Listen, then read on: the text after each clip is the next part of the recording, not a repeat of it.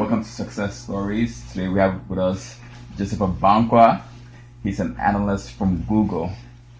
So Joseph, how you doing, man? Thanks for coming on. It's a pleasure being here. I'm doing excellent, man. All right, so tell us about your story. How did you get to work at Google? I think in life, I never planned out where I want to be eventually.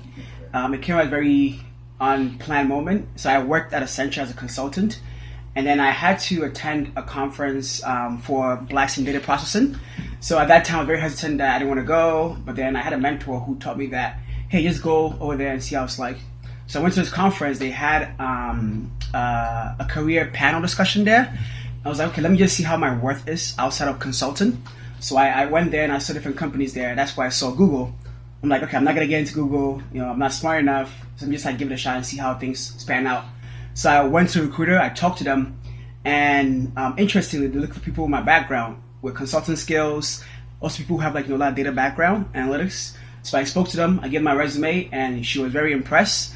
And then I went through the process, and lo and behold, a year later, I'm here now. So yeah. Oh, congrats, man. So as an analyst, what exactly do you do?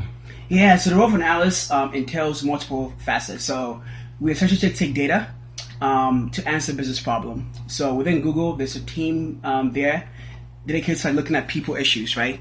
And for us to make people decisions, we need to make it using data.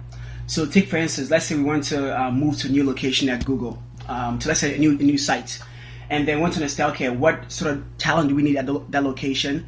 What sort of skill set do we need? How do we use data to actually help us land a better decision? So my job as an analyst is to take data and help executives make a lot more informed decisions from that standpoint. So it's a more end-to-end from data analyst to consultant to presentation skills, a more end-to-end process flow from that standpoint. So you feel like multiple roles. It's just not one specific. Yeah, it's very versatile, and it requires very versatile skill set, but mostly data analytics and then just consultative experiences from that standpoint. Okay, cool. And do you enjoy your job? Oh man, I enjoy my job. Great work-life balance. It's just like college. You go there.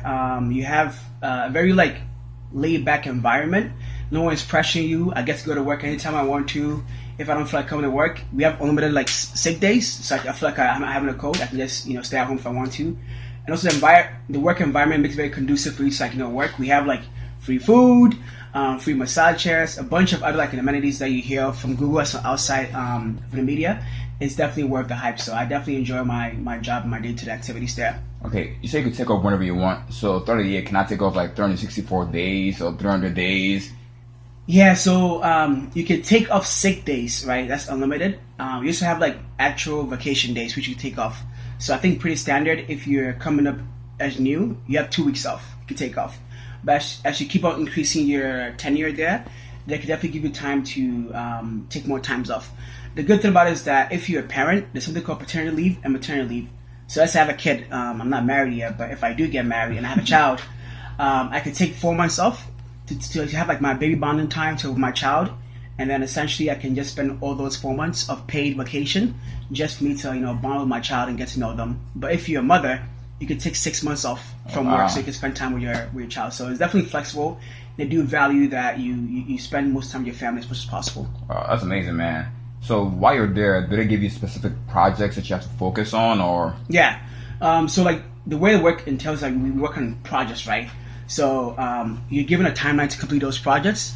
And pretty much it's up to you and your managers and different stakeholders you work with, and then you just kind of craft out your time into different chunks and get it done. So it's not every day you come and you have X, Y, and Z to do. It's more you have to get this project complete by X date. How do I chunk those times to smaller pieces and get it done to fit that time frame? So that's how it pretty much works out from that standpoint for me. Okay, so within that time frame, so you just have to finish the project by that time. Yeah. So you can take off whenever you want, as long as when it gets to that date, the project's complete. I mean, we have other team members, right? So in case that I have to take off, that's critical. Yeah. I can always take off. I don't need to maybe wait for my project to be over, take off. Yeah. So about 2-3 weeks ago, I took off. I went to Asia, and my teammates backed me up while I was out. So I was able to enjoy my vacation without worrying about coming to work and be behind. And when I came back, I was able to pick up my work, and I'm doing fine when I came back. Cool. So I'm assuming that you guys cover for each other. So in case they have to take off, you also have to have that. Yeah. Okay, cool. Yeah. So let's say I'm a young man, right, and I want to do what you're doing. What steps do I have to take to get there? Yeah. I think one advice I'll give to you is that often follow your passion, and passion always like leads you to like the best place in life. Like when I was young, I never dreamed about working for Google. I never dreamed about new technology, but I always had passion and drive, right? So I think the biggest thing that pushed me and blew me towards right now is that I have passion, dedication. You know, most people like I'm not smart. I'm telling you, I got like 1,200 on my SAT scores. And that's with 200 for writing your name, right? Yeah. So I'm not smart at all. But I think one thing I'm definitely good at is I'm very dedicated, and I'm a go-getter, right? Whenever like I see an opportunity, I always make sure I go for it and I work a lot, right? So outside of like school, I'm always studying. Even now, outside of work, when I come back to my room, I'm always studying, trying to improve myself. So focus on what you're passionate about, whether it's nursing, technology, whatever field you're interested in, and just do the best of your abilities. And I think if you do that and also add God to the picture, things will definitely fall into place naturally. So that's the best advice I can give to people, that just passion, dedication, and God and self motivation is the best way to move forward from there. Cool. So if I want to be an analyst, right? Like, what classes should I take in undergrad or in high school? Or should I be interviewing somewhere? Should I be watching YouTube videos? Like, what should I be doing? So the role of data analyst requires a person who's like very analytical and also like inquisitive and just like problem solving. So in school, like a lot of like math involved. So statistics is definitely your go-to. Just like know about the basic stats and understand like standard deviation from mean, mode, etc. Like a lot more in depth like that. So take your stats classes, get that going, and also strong communication skills. Be able to like translate like technical jargon to like business folks without losing like the weight or the answer of the problem that you're trying to address to. So definitely focus on your problem solving skills, which entails like math, your data skills like with technology from that standpoint. Also the soft skills like just like basic communication skills and also presentation skills will definitely help you out. And just be curious and ask questions. Always ask why. I think if you're a person who likes to ask why, is definitely a role for you, because you solve ambiguous problems, and the more questions you ask, the better like your answer is well clarified for you. Cool. So what did you major in college? So in college I majored in as information management technology. But actually, funny enough, I came in as undecided, and I'm from Ghana. Our Ghanaians, go be a doctor, go be a pharmacist. And I came in as computer engineering. And then they were scaring me that, don't go do computer engineering because only Indians would get a job. So I switched my major to undecided. And then from there, I almost switched to accountant because I was like, I wasn't sure what to do in my life. And I met a friend of mine who was doing information technology. Yeah. And he told me the career field and was really interested in that. So I switched into that. I took a few classes, and then from there, things really flowed up for me really well. So yeah. So to be an analyst, you have to major in a specific... Actually, you don't have to major in a specific area. No, I know I have coworkers who majored in psychology, who majored in math, who majored in like computer science. So the skills that I'm using right now, honestly, if you're a person very dedicated, you can pick it up. Most of the things that I learn, 60% of the time, I learn after school. School teaches you like the basic skill set. From there, you kind of like learn things on your own from there. So focus on your math and then it's like your basic critical thinking skills, and I think from there you can definitely pick it up. So let's say if you're a person who likes just problem solving, unless you majored in English as undergrad, if you're dedicated, you can definitely go online, watch a few YouTube videos, start practicing, and I'm sure you can do just well. So So do you really need a college degree to get your role? So like in the job requirements, they require you to have a college degree. I feel like college teaches you like about very basic skills like time management, problem solving, and things like that. So I think they use that to kind of weed out those skill set. So I think as a basic, just your bachelor's is very important, and then from there you can pretty much like pick up a few of the skills at work while you practice day to day. So during your interview, did they give you like a specific program where they would like try to solve this? So the interview like assess like different skill sets. So like we have to like solve a data problem using like a computer language called SQL. We also had to like answer a bunch of behavior questions like, tell me about a time you had to solve a difficult situation. And that kind of tests like how you solve problems, things like that. So the interviews assess your technical skills mostly in statistics and also SQL, and also it tests like your problem solving skills. Something called behavior interviews, where they actually tell me about the time you did X, Y, and Z. And then from there, based on your answer, they assess how good you are. And at Google, they have something called Googleness to assess based on how you're good at, problem solving. So essentially, actually, okay, tell me about the time you had to work in a group, and then one person was slacking. How'd you go about doing it, right? Yeah. So you want to assess how good you are working with different people in different environments, like more like team bonding, collaboration skills, things like that. And those are the core skills that you definitely interview for. And again, I think as you practice and you do a lot of things by yourself, you can pretty much answer those questions on top of your head. You should be good, yeah. Okay. So is it possible, like, let's say, I don't want to do the college route. Does Google have a program where at high school, like, maybe I could do an internship there and, like, possibly do that challenge and pass and still work there with that college degree? Yeah, so, like, I mean, at Google, even outside of the analyst job, they have a bunch of different career levels, right? Yeah. And I know people personally who didn't have a college degree, but then they're working there.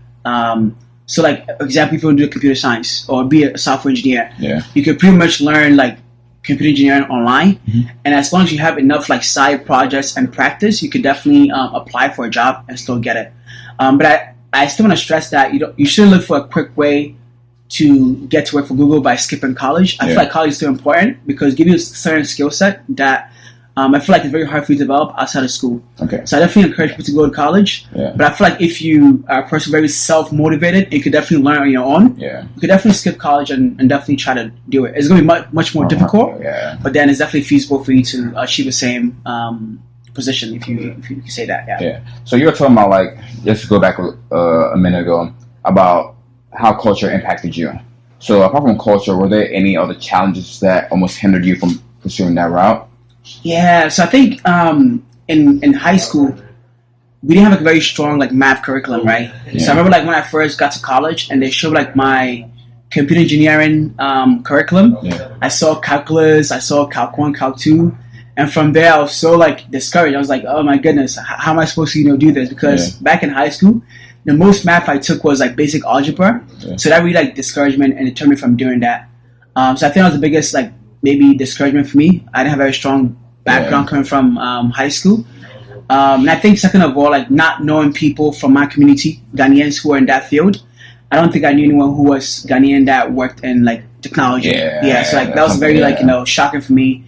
And hearing this external pressure from like your parents, from your church community, like, oh, don't do this, don't do that, was very discouraging. So those are all like areas that were very of hindrance to me as I decided my career options. So I think that guy made a huge impact. If maybe you had not met him, you would have not been on this current path that you're on. For sure, yeah.